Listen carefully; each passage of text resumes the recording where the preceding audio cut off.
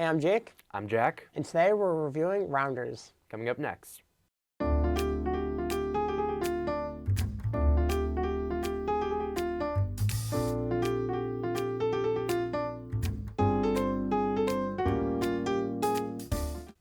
So, Rounders is a 1998 movie starring Matt Damon and Edward Norton, where Matt Damon plays a guy who basically loses all of his money as a poker player to the Russian mob.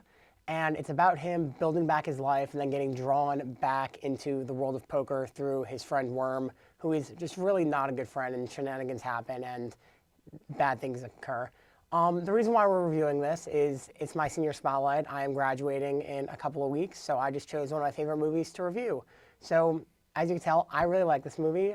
Jack, what did you think about Rounders? Is this your first time seeing Rounders? No, actually not. This is, I would say, my second time seeing it because I personally have a weird fond or love for like films that are about gambling or like card games or casinos. Like one of my favorite films of all time is Casino by Martin Scorsese.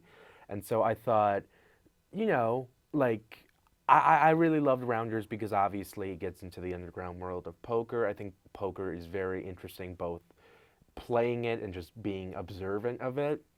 So I was really excited to review it again, but that just wasn't the case. It's definitely one of those situations, for me at least, where you rewatch something that you thought you were going to enjoy or something you really loved in the past, but now it just hasn't aged well, at least for me. I think for me, the reason why I love this movie so much is that it's just a very quotable movie to at least me and my dad. We will reference John Malkovich's Teddy KGB with like check, check, check, pay this man his money, all of these quotes. We'll reference Worm saying a lot of action, a lot of action. It's a lot of good stuff. I've seen the ending of this movie a bunch of times.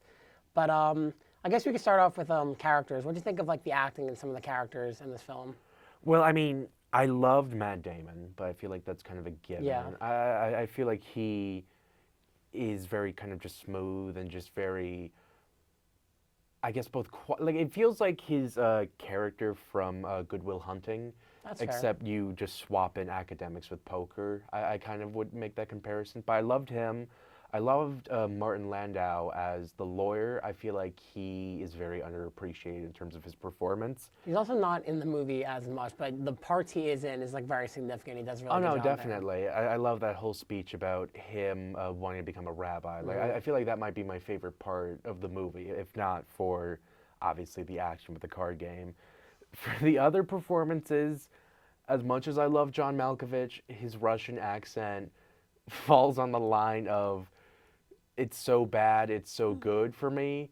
And with Edward Norton as Worm, I don't think unlikable characters are automatically like I don't throw them away automatically, but I feel like with really well written unlikable characters, there are some aspects of them that you can that are appealing, or you can find some aspect of like, okay, I like this part about him or this part about him, even though the majority of him is unlikable. But I Yeah, feel like with there's Worm, nothing to like there's about nothing Worm. to like latch on to that. He's just there to just piss you off, and I feel like he's the actual villain of the movie. Yeah, that's a fair point because Matt Damon's character, Mikey, does a lot of things where there'll be certain situations where he'll go into poker games to win money to like get Worm out of a situation with the mob. And for example, they do a poker game with a bunch of cops, and Mikey's in there and he's doing a really good job and he's winning. And then Worm comes in after being told not to, and he starts counting cards, dealing from the bottom, and he gets in trouble.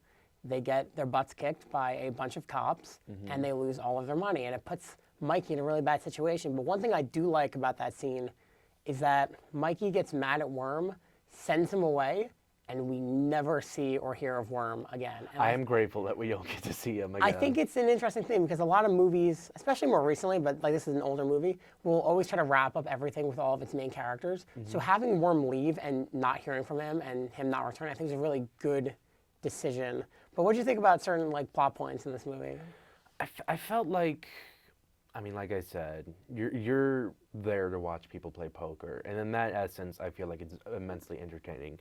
But in between, just kind of everything else, it just felt like, in some ways, like going back to like a lesser version of Good Will Hunting, except like even then some things just kind of confuse me, or I'm like, why did we not touch more on this? Like specifically the two like female characters that I was are gonna say introduced. that. I feel like they're just non-existent in this movie. They are so kind of one-noted and one-dimensional that I honestly feel like you could cut them out or replace them with someone else, and I don't feel like it would really change anything.